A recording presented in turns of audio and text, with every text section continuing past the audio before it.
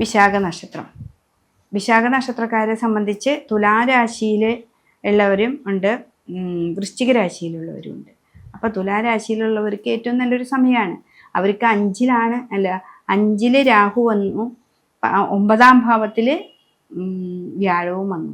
അപ്പോൾ ഈ 9ൽ നിൽക്കുന്ന വ്യാഴം തന്നെ ഈ 5ലേക്കും ദൃഷ്ടിയുണ്ട്.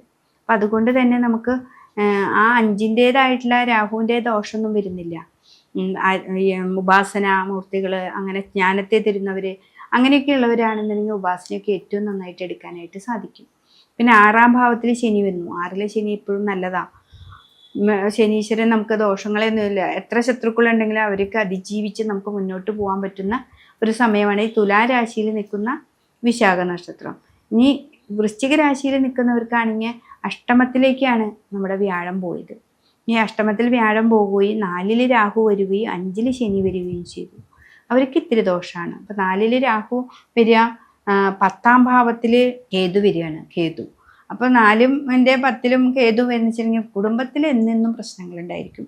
ഒരാൾക്ക് അല്ലെങ്കിൽ ഒരാൾക്ക് രോഗങ്ങളുണ്ടാവും, അല്ലെങ്കിൽ എന്തെങ്കിലും പ്രതിസന്ധികളുണ്ടാവും, അല്ലെങ്കിൽ നമ്മൾ വഴക്കുകൾ ഉണ്ടാക്കാം. ഇതൊക്കെ ഈ ആയിട്ടുണ്ടാവും. അപ്പോൾ കുടുംബക്ഷേത്രത്തിൽ ദേവതകളെ നന്നായിട്ട് ആരാധിക്കാം ഈ വൃശ്ചിക രാശിയിലുള്ള വിശാഖ നക്ഷത്രക്കാർ. അപ്പോൾ ഈ വിശാഖ നക്ഷത്രത്തിന് 2 കൂറിൽ 2 തരത്തിലാണ് ബാധിക്കുന്നത്.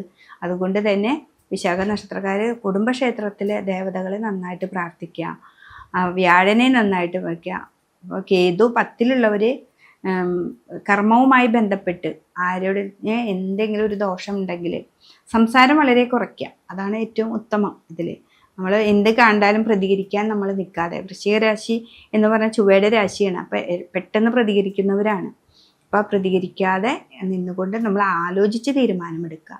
ആ ആലോചനയാണ് നമുക്ക് ഏറ്റവും നല്ലതായിട്ട് വരിക. അഷ്ടമത്തിൽ നിൽക്കുന്ന വ്യാഴായതുകൊണ്ട് വിഷ്ണു ക്ഷേത്രത്തിൽ പോവുക, മഞ്ഞപ്പട്ടിൽ പിടിപ്പണം സമർപ്പിക്കുക.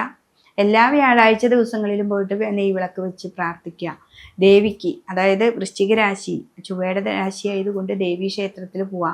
കർമ്മ തടസ്സങ്ങൾ ധാരാളം ഉണ്ടാവാൻ സാധ്യതയുണ്ട്. അപ്പോൾ കർമ്മത്തിൽ മാറ്റങ്ങൾ വരാൻ ചെത്തിപ്പൂ നാര് കളഞ്ഞ് ജയദുർഗ മന്ത്രം കൊണ്ട് കർമ്മം ചെയ്യുക. അതായത് 36 പ്രാവശ്യം 7 ദിവസമായിട്ടോ അല്ലെങ്കിൽ ചൊവ്വയും വെള്ളിയും ആയിട്ടോ അങ്ങനെ നിങ്ങൾ കറക്റ്റായിട്ട് ഇത് ചെയ്ത് കഴിഞ്ഞാൽ നിങ്ങളുടെ തടസ്സങ്ങൾ മാറിയിട്ട് നിങ്ങൾക്ക് മുന്നോട്ട് പോകാനായിട്ട് സാധിക്കും. അതാണ് വിശാഖ നക്ഷത്രക്കാർക്ക് ഈ ഒരു വർഷം നമുക്ക് പറയാനുള്ളത്.